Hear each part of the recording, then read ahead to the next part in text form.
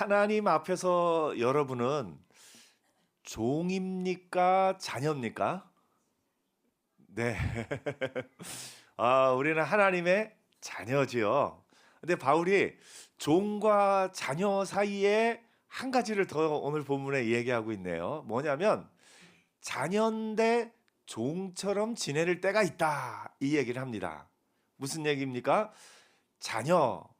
자녀로서 그 아버지의 모든 것을 물려받고 이어받을 사람이긴 하지만 아직 나이가 어려서 이건 로마의 상속법을 따르는 겁니다. 이 이제 부모와 자녀의 이 관계에 대해서 우리가 잘 이해를 하려면 오늘날의 부모와 자녀의 관계를 놓고 보면 조금 이해가 안 되는 부분이 있기도 해요. 조금 더 잘 이해를 하려면 이 바울이 이 말을 할 때 로마 법에 규정된 부모와 자녀 그것이 어떻게 되어 있는가 하는 것을 우리가 조금 더 이해할 필요가 있습니다. 이 로마 시대에 로마 식민권자 재산이 많죠. 근데 그 재산을 그 아들에게 이렇게 물려주게 돼 있습니다. 근데 그 아들이 아직 어릴 때 어떻게 하느냐? 아들이 그 모든 재산에 대한 권리와 권한이 다 있지만 아직 그 권한을 쓰지 못할 나이가 있습니다. 법적으로는 몇 세일까요? 만 14세였습니다. 로마 시대에는. 만 14세 이전까지는 분명히 다 상속을 받지만 그것에 대한 재산권이나 어떤 권리를 행사하지 못합니다. 또 만 14세가 넘었다 할지라도 만 25세가 되기까지는 그 돈을 관리하는 사람이 따로 있어요. 그러니까 14세가 넘어서 법적인 권리는 가졌지만 또 25세가 되기까지는 그 돈을 관리해 주는 그러니까 오늘 본문에 이제 후견인과 청직이 얘기하는데 14세 전까지는 후견인의 아래에 있어야 돼요. 근데 25세 정도 될 때까지는 청지기가 그 돈을 맡아서 관리를 해줍니다. 아들이지만 아직 완전히 아들로서의 모든 권리를 행사하지는 못하고 행사할 능력이 생기기까지 종처럼 지내는 그런 상황이 있다라는 것을 이야기해 줍니다. 그래서 종이 있고 자녀가 있는데 자녀이지만 종처럼 살아갈 때가 있다라는 말로 우리의 상황을 설명해 주고 있습니다.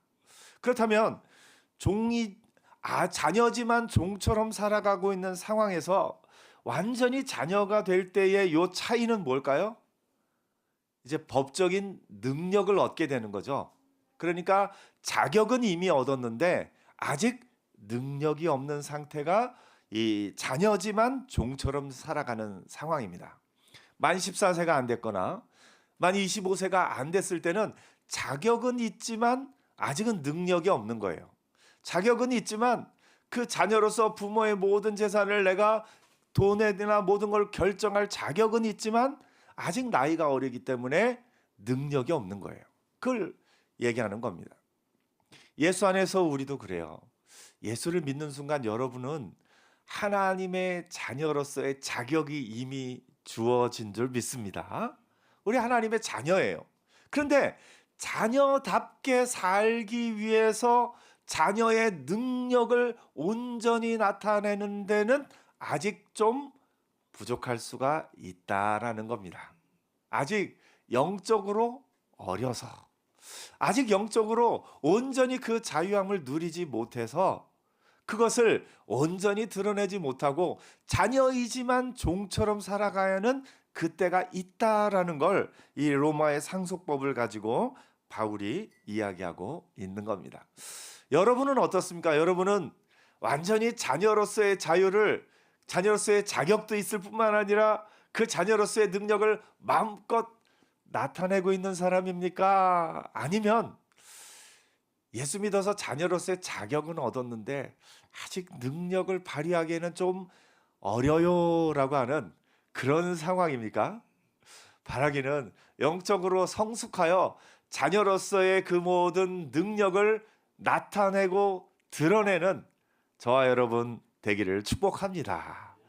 그래서 바울은 그거를 로마의 상속국과 비교하면서 영적으로 성숙해야 된다. 근데 영적인 성숙의 핵심 키워드가 뭐냐면 6절에 보니까 너희가 아들임으로 하나님이 그 아들의 영, 앞에 아들은 우리가 아들인 거고 우리가 자녀인 거고 하나님이 그 아들의 영, 뒤에서 말하는 아들의 영은 누구의 영이겠어요? 예수 그리스도의 영, 성령을 말씀하는 겁니다. 성령을 우리 마음 가운데 보내사. 성령이 우리 가운데 오시면 그 성령으로 말미암아 우리가 자녀로서의 능력을 드러내며 살아간다라는 것을 보여주고 있습니다. 그래서 여러분은 종입니까? 아들입니까? 아니면 아들인데 종처럼 살고 있습니까? 우리가 처음 예수 믿었을 때는 어떻게 보면 여기 바울이 얘기한 대로 자녀인데 아직은 종처럼 살아가는 그런 상황이 있을 수 있다라는 거예요. 그런데 여러분 믿음 안에서 성령의 은혜를 충만히 받아서 자녀로서의 모든 능력을 드러내며 나타내며 사는 저와 여러분 되기를 축복합니다. 무엇을 통해서 알 수 있냐면 정확하게 그게 언젠지는 하나님만 아시죠. 우리는 잘 몰라요. 그런데 그 나타나는 증거가 우리 삶에 있어요. 제가 가끔 비유를 듭니다만 여러분, 바람 불면 안 보이지만 바람 불면 뭔가 바람이 지나간 증거는 보이잖아요. 그 증거가 뭐냐면 우리 말에 나타납니다. 예전에 우리의 말은, 예수 믿기 이전에 우리의 말은 불평을 말하기에 익숙합니다. 좋지 안 좋은 것, 이건 이게 잘못됐어, 이건 저게 잘못됐어, 안 좋은 것을 말하기에 익숙한 것이 종의 상태입니다. 종의 상태는 자연스럽게 불평이 나오고 불만이 나오고 만나기만 하면 이거 왜 그래, 이건 이게 안 좋아, 저건 저게 안 좋아, 안 좋은 것을 말하는 것이 종의 상태입니다. 근데 자녀의 상태는 뭐냐면 좋은 것을 말할 수 있는 능력이 온전히 나타나게 되는 거예요. 거짓으로 말하는 게 아니라 진심으로 마음으로부터 좋은 것을 말할 능력이 나타나는 거예요. 여러분에게 좋은 것을 말할 수 있는 능력이 있습니까? 아멘. 대답이 약하신데요. 좋은 것을 말하는 능력이 가득하기를 축복합니다. 이 좋은 것을 말하는 것이 하나님의 좋은 것을 말하면 그게 뭐예요? 찬양이에요. 찬양. 나보다 윗사람의 좋은 것을 말하면 존경이다 하는 거고요.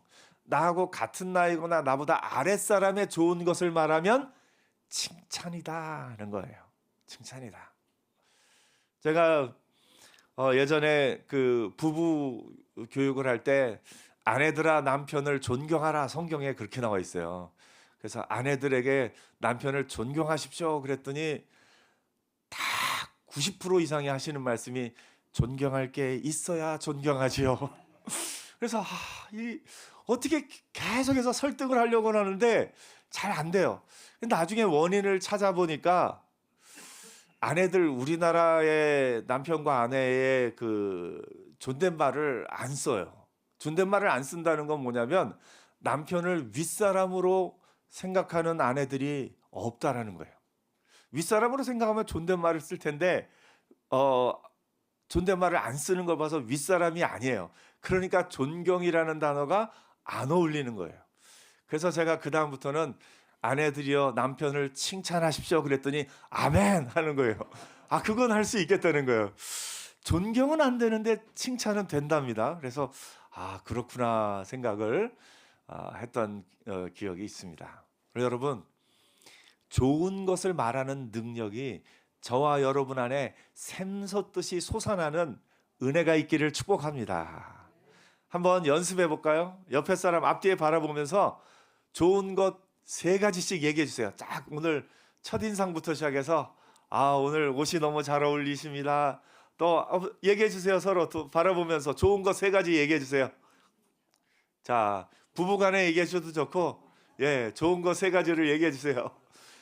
혼자 앉아 계시면 나 스스로에게 좋은 것 3가지를 얘기해 주세요.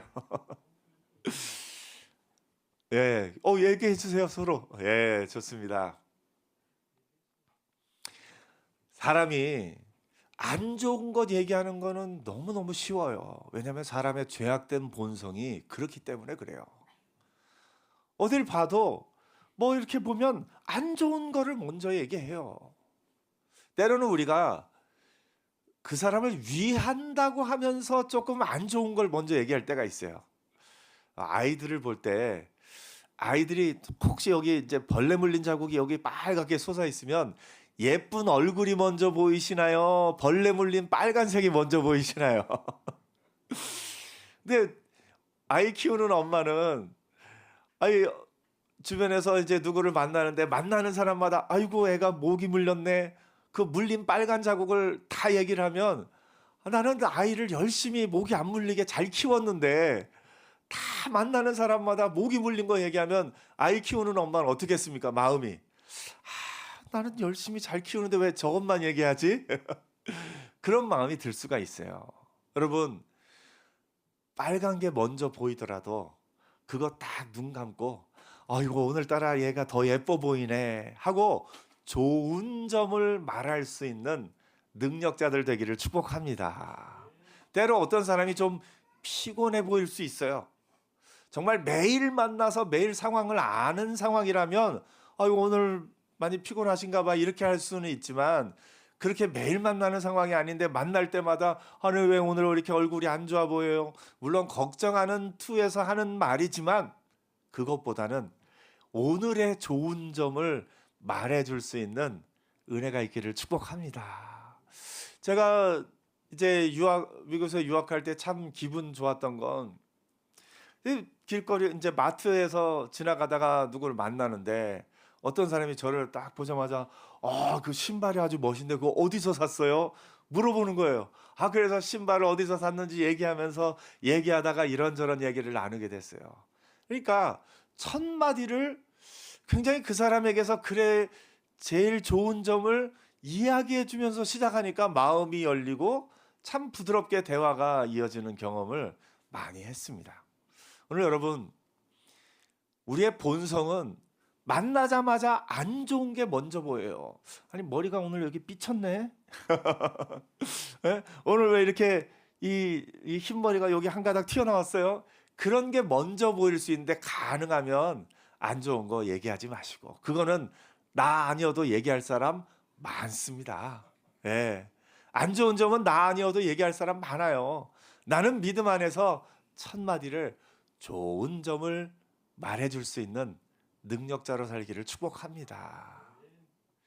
이게 자녀로서의 능력이 나타나는 순간이에요.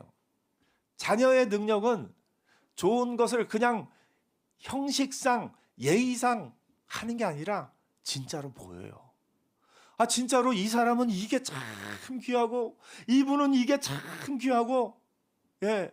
저도 성도님들을 볼 때 이분은 기도하는 것이 참 귀하고 이분은 그 은혜로운 말하는 것이 참 귀하고 이분은 소리 없이 이렇게 섬기는 것이 귀하고 찬양하는 것이 귀하고 각각의 귀한 점이 다 있습니다. 그 귀한 점이 먼저 보이는 게 얼마나 감사한지 몰라요. 만약에 목사인 제가 제 본성이 드러나서 성도님 한 분 한 분을 볼 때마다 이게 안 좋은 점이 딱 보이기 시작하면 제가 여러분을 보면서 마음 편히 웃을 수 있겠습니까? 못 웃어요, 못 웃어요. 근데 하나님이 제게 주신 은혜가 뭐냐면 여러분 한 사람 한 사람 우리 아이들 한 명 한 명을 볼 때마다 이 아이는 이것이 귀하고 이분은 이것이 귀하고 귀한 것이 먼저 보이는 게 이게 하나님이 주신 은혜인 것을 보게 됩니다. 오늘 여러분 자녀로서의 능력이 온전히 나타나는 저와 여러분 되기를 축복합니다. 이제 예수 믿고 나서 자녀인데 종처럼 살아가는 단계를 이제 좀 벗어나야 되지 않겠습니까? 자녀인데 종처럼 살아가는 그 단계에 있으면 바울이 사실은 갈라디아에 있는 그 교인들, 특별히 율법주의자들, 예수 안에서 그 자유를 다 얻었는데 다시 율법을 향해서 그걸 놓고서 그걸 기준으로 이렇게 하고 있는 사람들에게 너희가 자녀인데 왜 아직 종처럼 살아가고 있는 그 단계에 머물러 있느냐, 이렇게 이야기하고 있는 겁니다. 여러분, 믿음은요, 내가 지닌 평생 동안 지녔던 틀도 깨트릴 수 있는 게 믿음입니다. 어떤 분은 그렇게 생각을 해요. 나는 어려서부터 계속해서 내향적으로, 나는 어려서부터 계속해서 이런 부분에 있어서 이렇게 살아왔노라고, 나는 원래 그렇게 살아왔노라고. 예, 맞아요. 내가 어떤 성격이고 어떤 것이 나에게 맞는지를 잘 아는 거 필요합니다. 그리고 내 성향에 맞게, 성품에 맞게 하나님이 인정해 주셔요. 그런데 때로는 내가 가진 그 틀을 깨트릴 때도 있어요. 내가 가진 그 틀 안에서만 사는 게 아니라 하나님이 내게 능력 주시면, 내게 능력 주시는 자 안에서 내가 모든 것을 할 수 있느니라.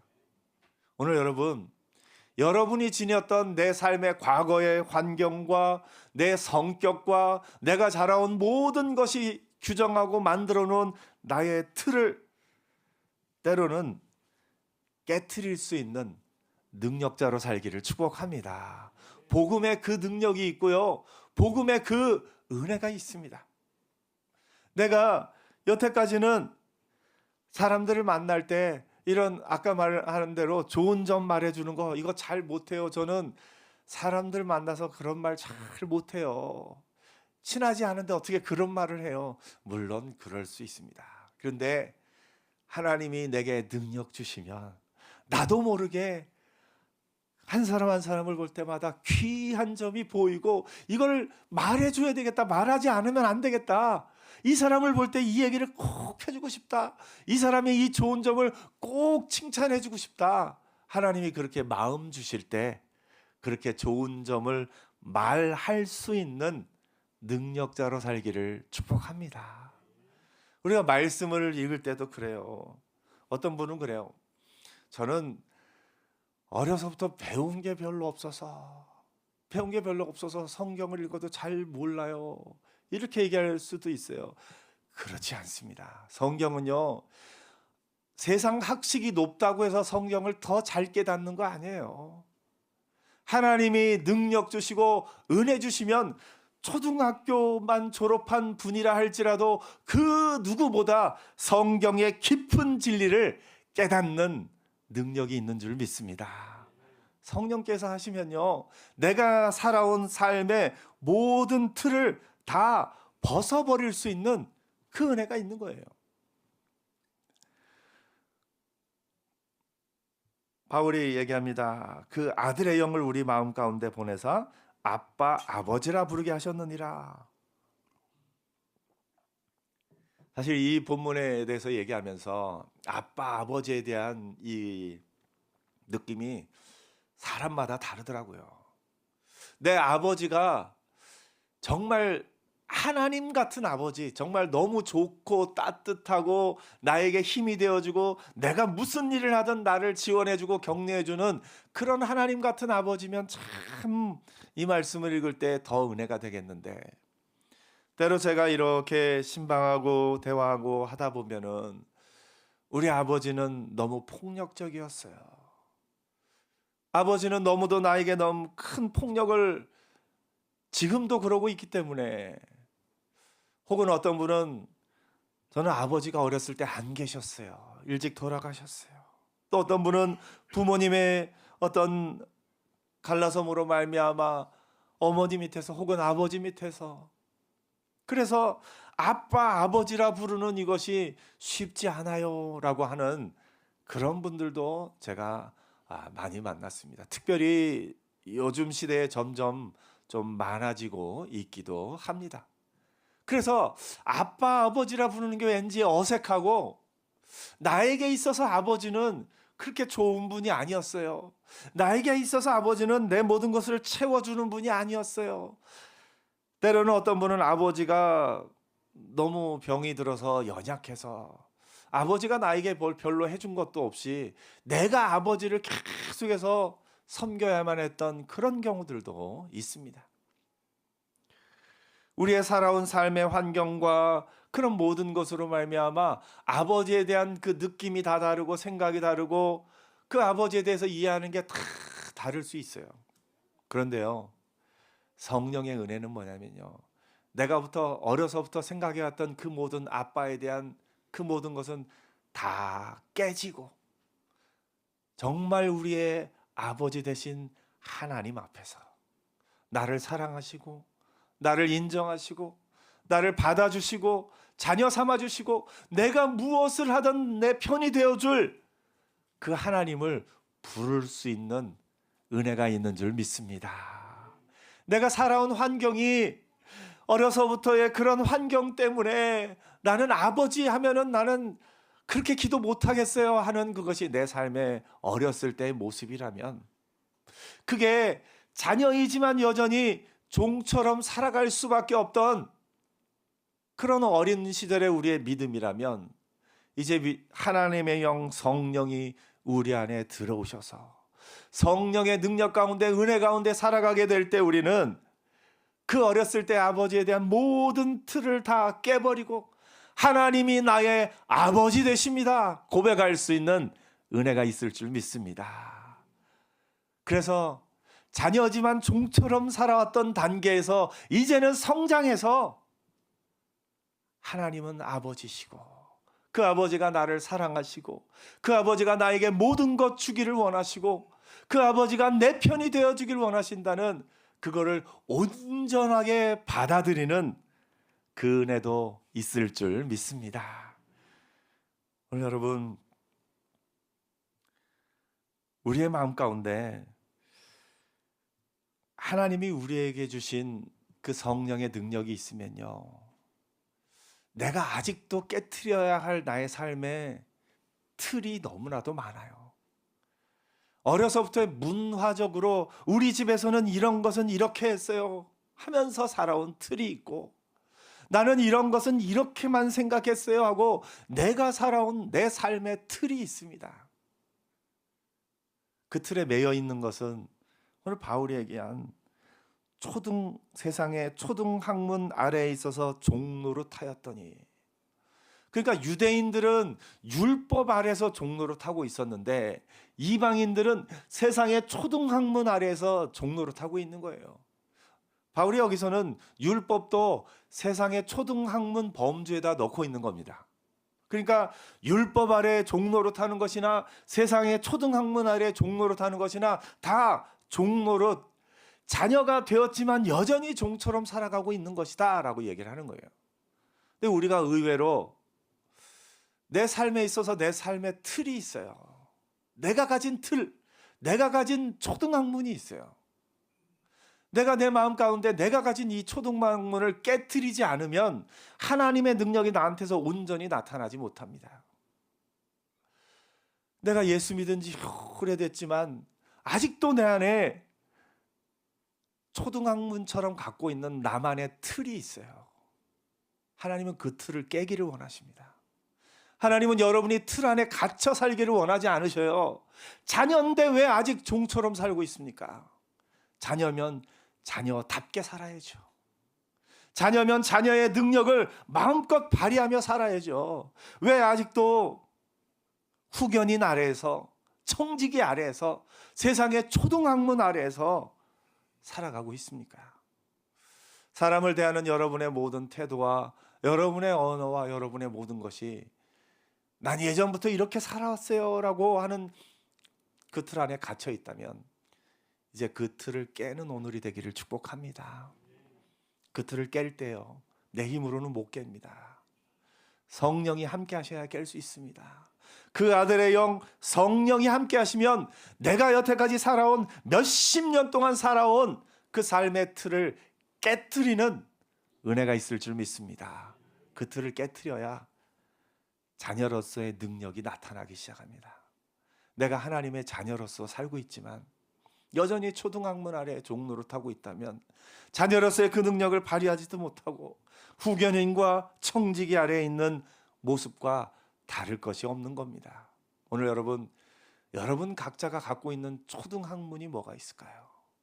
내가 내 삶을 가둬두고 있는, 내 생각, 내가 가져온 그 모든 것들 깨트리는 은혜 있기를 축복합니다.